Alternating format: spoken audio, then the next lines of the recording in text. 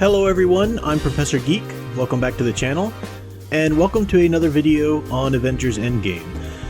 News just continues to pour out about the film. Obviously, it's breaking all kinds of records with the cinema sales, and no one really ever thought it would do anything differently. I mean, this is such a huge culminating event of the first shared cinematic universe we've ever had to this degree. I mean, 10 years, over 10 years, and climbing, so no one ever thought it would do any differently.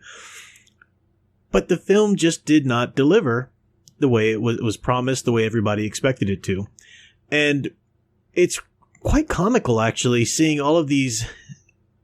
Obviously, you're seeing the shills and the people who are desperate to shut up any sort of dissent. They are descending on YouTube comment sections, my own and others, and on Twitter or whatever. But you even see the media, you even see articles being written trying to justify some of the glaring plot holes in this movie. And they're trying to treat it like, you just don't understand. If the director of a film, the directors of the film have to step in, if the writers have to step in, if there has to be this ongoing massive conversation just trying to make sense of some of the damn elements in the movie, then that's a failure of storytelling. That is a failure of storytelling. It should be clear in the film. This should not be such a mystery and such a logic problem and something that people have to write manuals around to understand and then act like it's so abundantly obvious. I don't know why you guys can't understand. No, we can't understand it because it's a plot hole. They've dropped the ball in the character progressions here and there, and it just did not work. It wasn't the grand culminating end chapter that it was supposed to be. As I've said in my other reviews, it contains many wondrous moments and a lot of great stuff within it, but it is a woeful failure for what it should have been.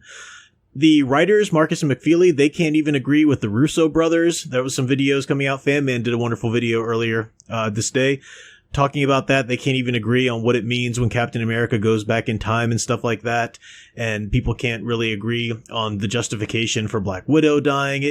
Nothing makes sense. Or for Cap handing off the shield to Falcon and Thor, whether that was a justified decision, or Hulk or whatever.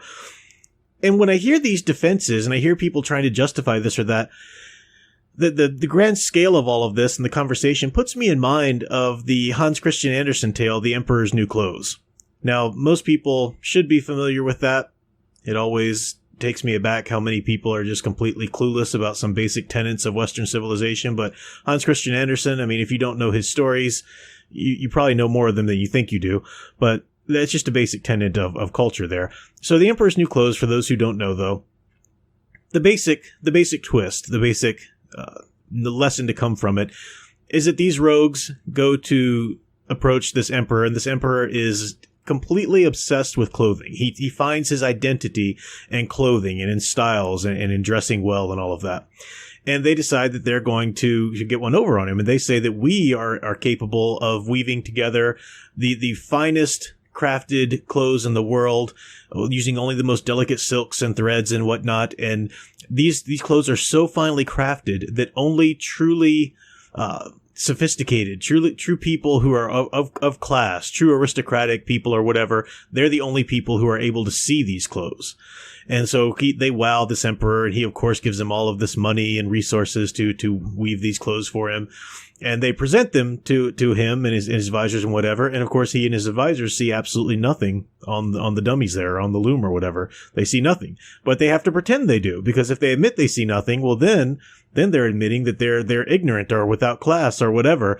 And so the farce continues to the point where the emperor is proceeding through the streets of his country there, his kingdom there, with wearing nothing, completely nude, but pretending that he's wearing these clothes that only, people of high society or high class or whatever can see.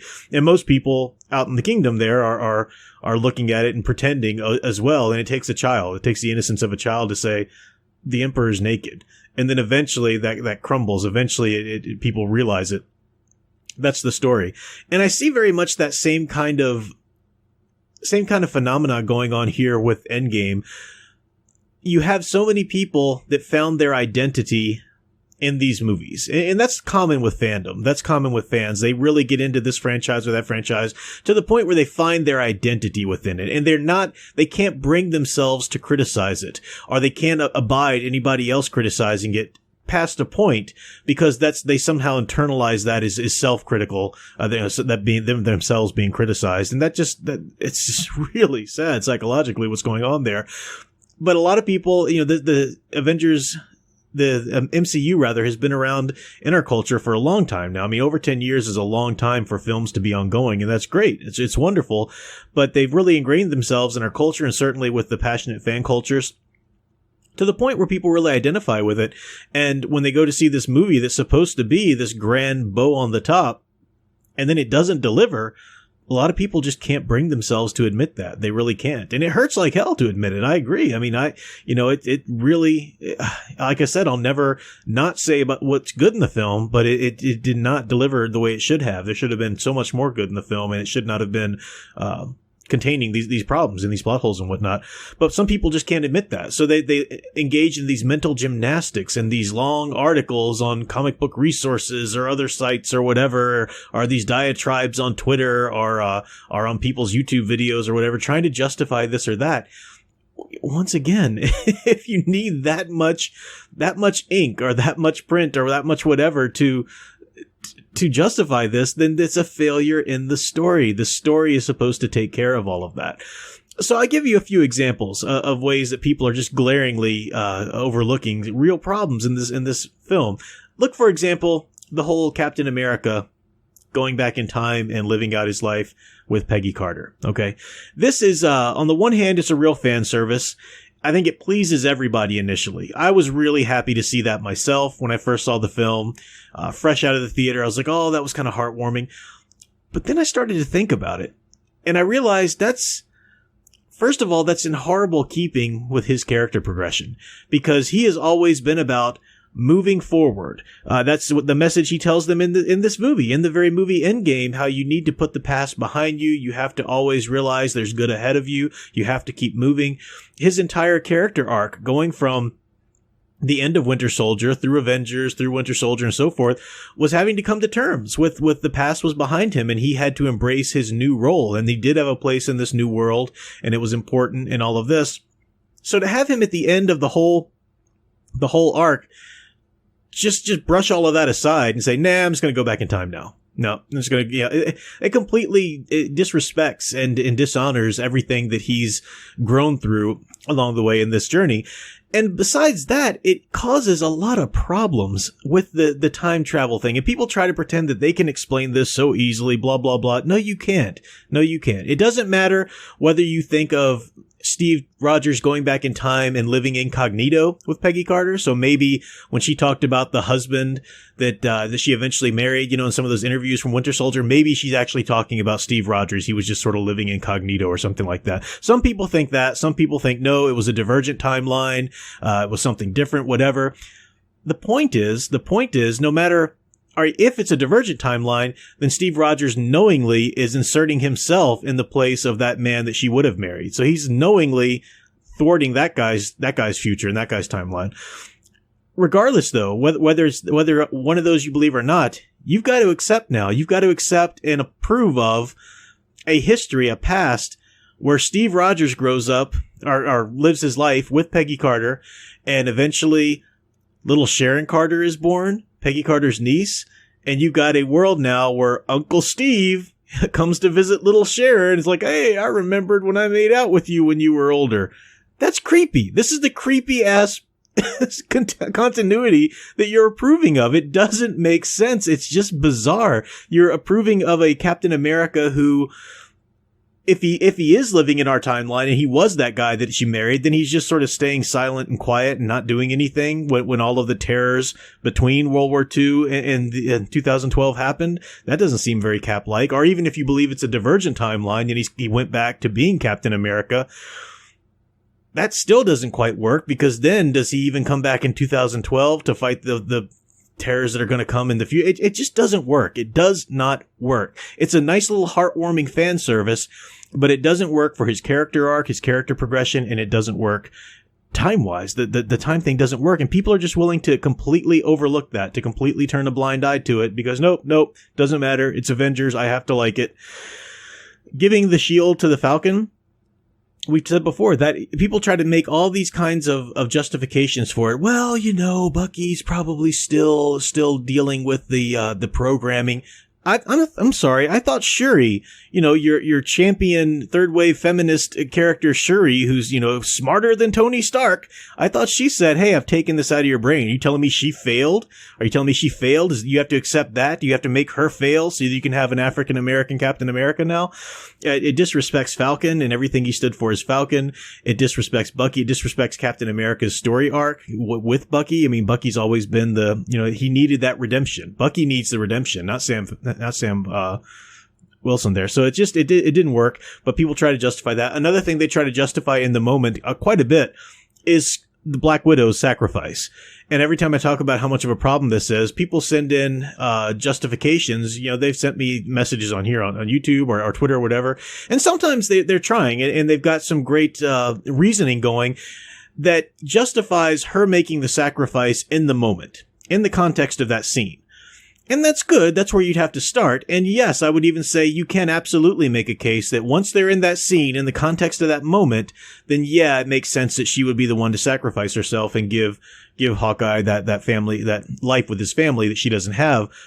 But it doesn't make sense when you take into account her entire character arc and her journey thus far.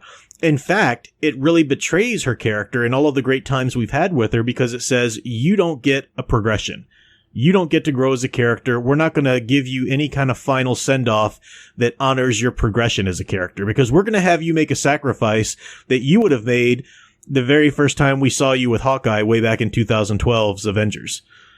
I mean, she's not any kind of different person than she was then. She'd have sacrificed everything for him then as well. So it doesn't make sense it's a lazy brush aside of her character. And there's a specific reason they did that. And I'm going to make another video, probably tomorrow or the next day. And I'm going to talk about the problems that are shown through their handling in this film of the Incredible Hulk and Black Widow. And it really shows it's the intersectional third wave feminist agenda really asserting itself in the handling of those two characters. And I'm going to make a whole other video talking about that, but this one's running long enough as it is. But I wanted to talk about that. It's mind boggling. The point is, even no matter what you think of the arguments, the fact that they have to be made, the fact that the directors have to come out and clarify things, that points to poor storytelling. That's supposed to be taken care of in the stories. These are supposed to be self-contained, and it just doesn't work. And it's sad. It's sad that Avengers Endgame had a lot going on it. It had big, huge shoes to fill. So, maybe if it was a different kind of movie, we wouldn't be quite this critical, but no, this was the movie it was, and it should have been glorious, and it didn't measure up. So that's all for now. I will be back with that other video. Like I said, I'll be back with more reviews, live streams, and all of the rest as usual. Do check out my own comic book, Tales from the Stacks graphic novel. I'll have the advertisement at the end of this video. And until next time, keep enjoying and digging deeper into the hero stories you love. Thanks for watching.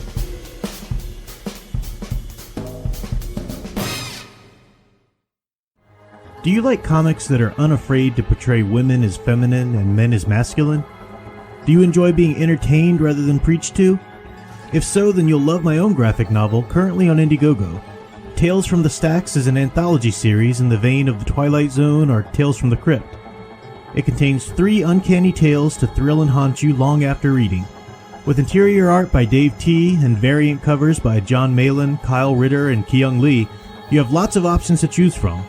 You can find the link in the description below or search Indiegogo for Tales from the Stacks, and tell the comic industry you don't have to settle for their social agenda platforming. Thanks. And last but not least, don't forget that your Professor Geek now has a merch store. Check out the current options from t-shirts to magnets to the iconic Professor Geek coffee mug, and let me know if you'd like to see something else. The link is in the description, or you can go to cafepress.com/ProfessorGeek.